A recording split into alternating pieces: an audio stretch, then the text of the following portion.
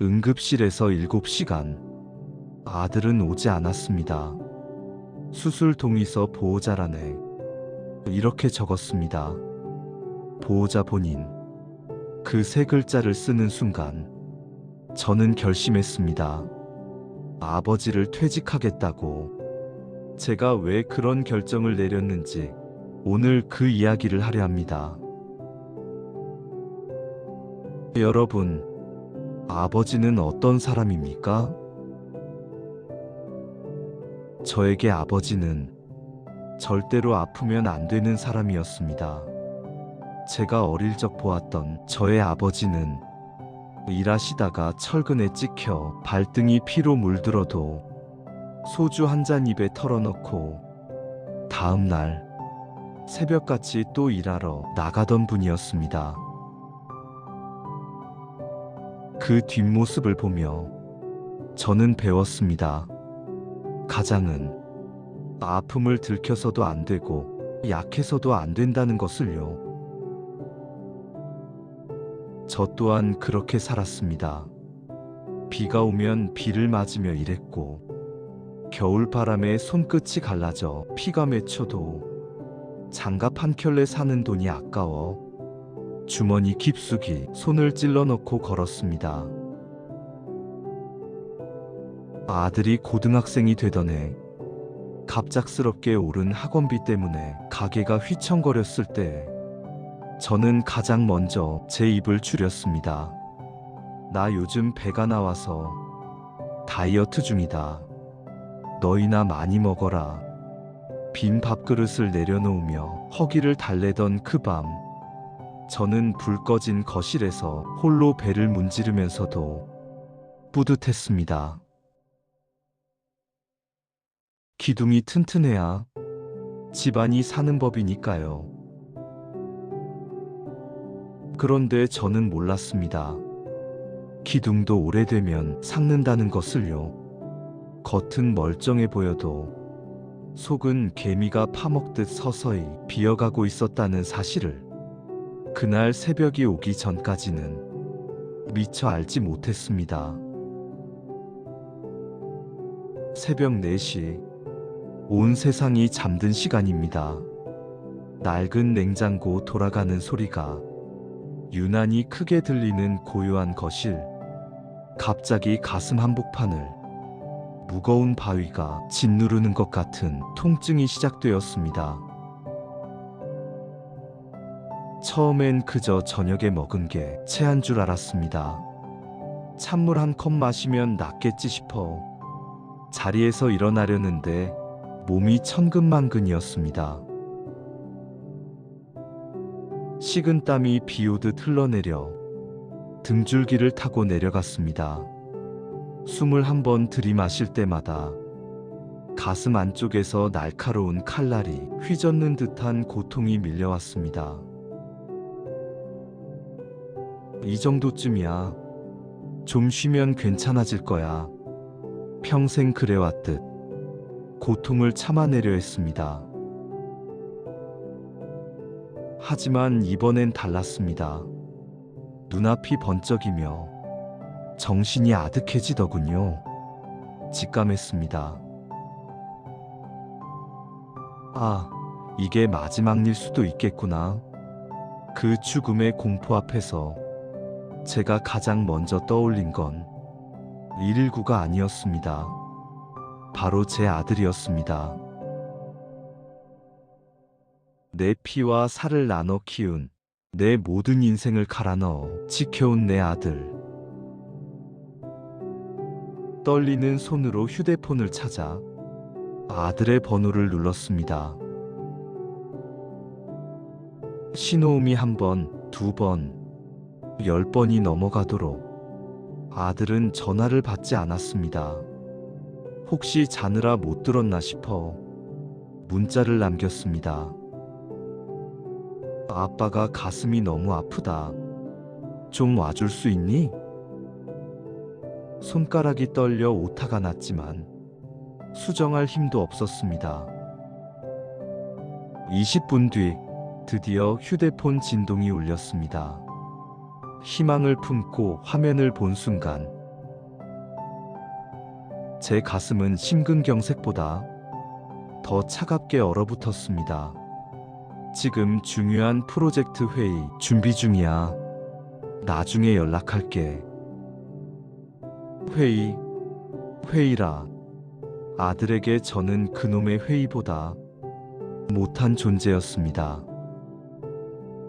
숨이 넘어가는 아버지의 문자보다 본인의 커리어가 더 소중했던 것이죠. 그 짧은 문장을 몇 번이나 다시 읽었습니다. 그래, 바쁘니까 그럴 수 있지. 회의 준비 끝나면 달려오겠지. 스스로를 속이며 저는 거실 바닥에 쓰러진 채 구조대를 불렀습니다. 구급차의 요란한 사이렌 소리가 귓가를 때렸습니다. 산소 마스크 너머로 보이는 세상은 희미하고 일그러져 있었습니다. 응급실에 도착하자마자 정신없이 검사가 시작되었습니다. 보호자분 어디 계세요? 연락 안 됩니까? 의사와 간호사들의 다급한 목소리가 들릴 때마다 저는 죄인처럼 고개를 숙였습니다. 오고 있습니다. 지금 오는 중입니다. 거짓말이었습니다. 아들은 오지 않았습니다. 수술이 시급하다는 진단이 나왔습니다. 급성 심근경색이라네요. 조금만 늦었어도 골든타임을 놓쳤을 거라는 의사의 경고에도 제 머릿속엔 오직 아들 생각뿐이었습니다. 수술실에 들어가기 전 마지막이라는 심정으로 다시 아들에게 전화를 걸었습니다. 다행히 이번엔 전화를 받더군요. 하지만 돌아온 것은 걱정 어린 목소리가 아니었습니다. 날카로운 짜증이었습니다. 아빠, 나 지금 급히 출근 중이야. 프로젝트 회의 때문에 바빠 죽겠어. 회사 사람들은 다 모여 있다는데 빨리 가야 해. 바쁜데 자꾸 왜 이래? 진짜 큰일 아니면 나 좀 힘들게 하지 마. 나 이번 프로젝트 잘못되면 끝장이야. 심장이 갈기갈기 찢어지는 것 같았습니다. 제가 그 수술대 위에서 아들에게 한 말은 아들아, 나 좀 살려줘가 아니었습니다. 미안하다. 아빠가 바쁜데 방해해서 미안해. 왜 제가 사과를 해야 했을까요? 평생을 다 바쳐 키운 아들에게 목숨이 경각에 달린 순간에도 미안하다고 말해야 하는 이 현실이 너무나 비참했습니다. 전화를 끊고 저는 차가운 수술실로 홀로 밀려 들어갔습니다. 수술을 기다리는 그 긴 시간 동안 저는 필름처럼 지나가는 과거의 기억을 붙잡았습니다.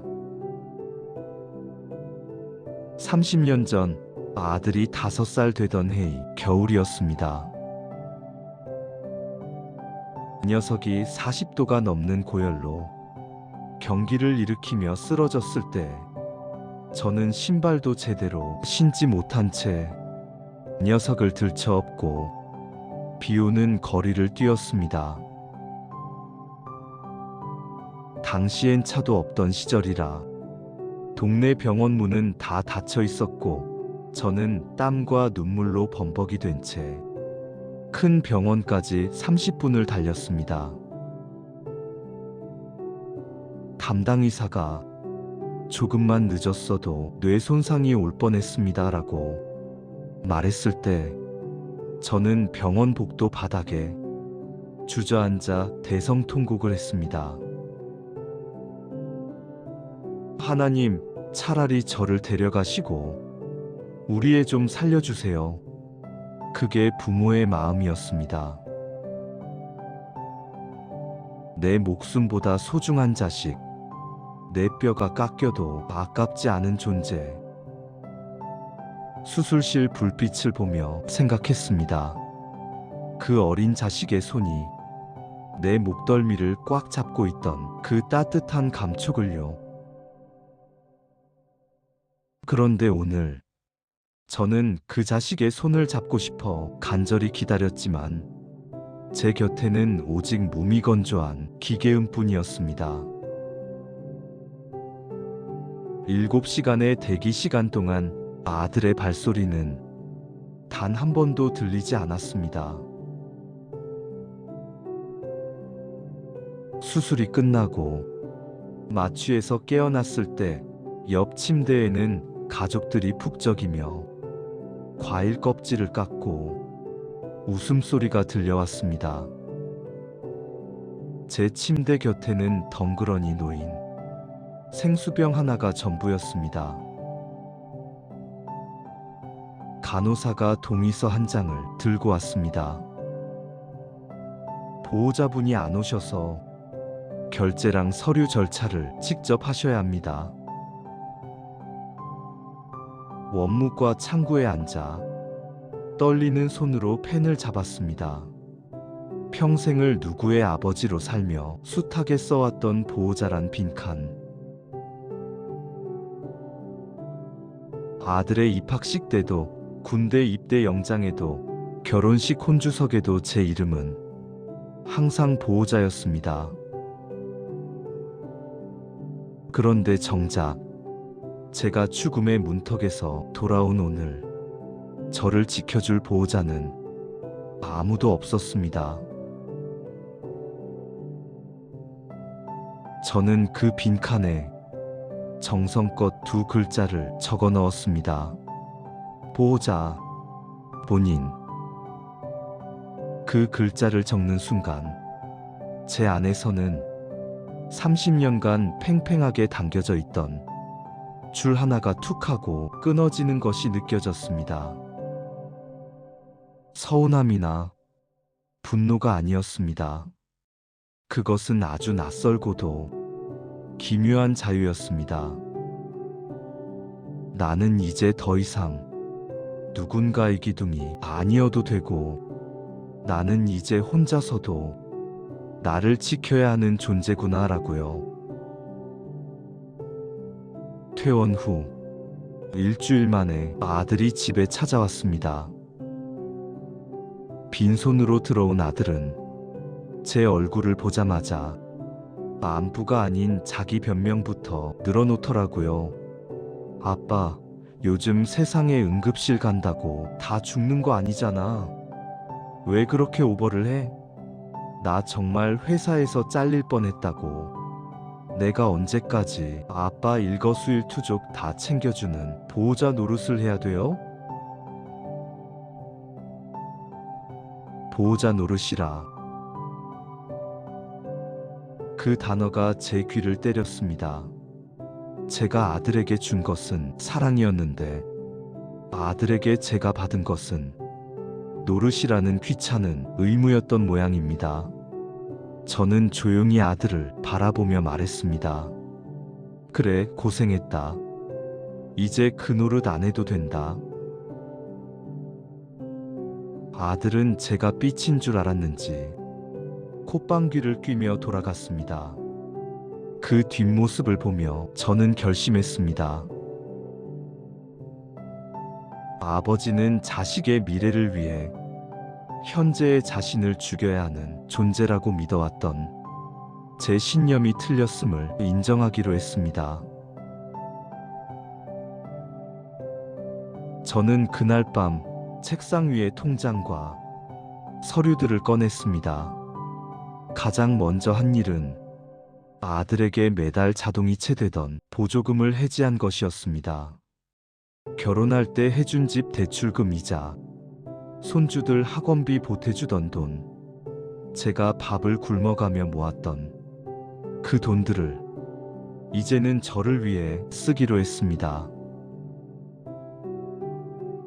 두 번째로 보험 수익자 이름을 아들 이름에서 제 이름으로 혹은 사회복지단체로 변경했습니다.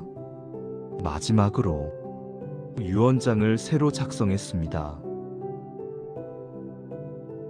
내가 죽을 만큼 큰 병에 걸리거나 혹은 수술을 받아도 회복이 거의 불가능할 때에는 연명치료를 거부한다. 장례식에 아들을 부르지 마라. 남은 재산은 모두 기부한다. 이것은 복수가 아닙니다. 자식에게 상처를 주려는 의도도 아닙니다. 이것은 제가 평생 매달려온 아버지라는 무거운 직책에서 스스로 제출하는 사직서입니다. 저는 더 이상 아들의 연락을 기다리며 휴대폰을 만지작거리지 않기로 했습니다. 녀석의 기념일을 챙기느라 제 생일을 잊어버리는 짓도 이제는 끝내기로 했습니다. 며칠 뒤 예상대로 아들에게서 전화가 왔습니다. 돈이 입금되지 않았다는 것을 확인한 모양입니다. 벨소리가 요란하게 울렸습니다. 예전 같으면 녀석이 화가 났을까봐 첫 번째 신호음이 끝나기도 전에 받았을 겁니다. 하지만 그저 울리는 휴대폰을 물끄러미 바라보았습니다. 전화가 끊기고 문자가 왔습니다. 아빠 미쳤어? 왜 돈 안 보내? 그리고 내 전화는 왜 안 받아? 정말 이렇게까지 할 거야? 이렇게까지 하는 이유를 묻는 아들에게 저는 답장을 하지 않았습니다. 응급실에서 제가 죽어갈 때 녀석이 제 문자를 무시했던 것처럼요. 아니, 사실은 답장할 가치를 느끼지 못했습니다. 창밖을 보았습니다. 햇살이 환하게 비치고 있었습니다. 평생 자식 뒷바라지 하느라 따뜻한 햇살 한번 느끼지 못했는데 이제야 하늘이 얼마나 눈부시고 아름다운지 보이더라고요. 그날 밤 저는 수십 년 만에 처음으로 가슴 통증 없이 깊은 잠에 들었습니다. 기다리는 대상이 사라지니 불안도 사라졌습니다. 저는 이제 저의 보호자로 살기로 했습니다. 시청자 여러분, 응급실에서의 그 7시간은 제 인생에서 가장 비참한 시간이었지만 동시에 저를 다시 태어나게 한 소중한 시간이었습니다. 아들이 오지 않았기에 저는 진실을 보았습니다. 우리는 자식에게 모든 것을 쏟아부으며 그것이 사랑이라 믿지만 때로는 그 사랑이 아무짝에도 쓸모없는 미련한 짓으로 만들기도 합니다. 부모를 사람이 아닌 기능으로 보게 만드는 것이죠. 돈 나오는 기계, 아이 봐주는 도우미, 언제든 부르면 달려와야 하는 보험. 저는 이제 아버지를 퇴직하려 합니다. 누군가의 기둥이 아니라 그저 바람에 흔들리기도 하고 햇볕을 즐기기도 하는 한 그루의 나무로 살아가려 합니다. 아들의 보호자란에서 제 이름을 지우고 저 자신의 보호자란에 제 이름을 꾹꾹 눌러 쓰기로 했습니다. 여러분은 어떻게 생각하시나요? 여러분의 보호자란은 비어 있습니까? 아니면 누군가의 이름으로 채워져 있나요? 만약 여러분의 자녀가 오버하지 마라고 말한다면 여러분은 그 손을 계속 붙잡고 계시겠습니까? 여러분의 가슴 시린 이야기를 댓글로 들려주세요. 이제는 남을 위해서가 아니라 여러분 자신을 위해서 울고 웃는 시간이 되시길 바랍니다. 긴 이야기 들어주셔서 감사합니다.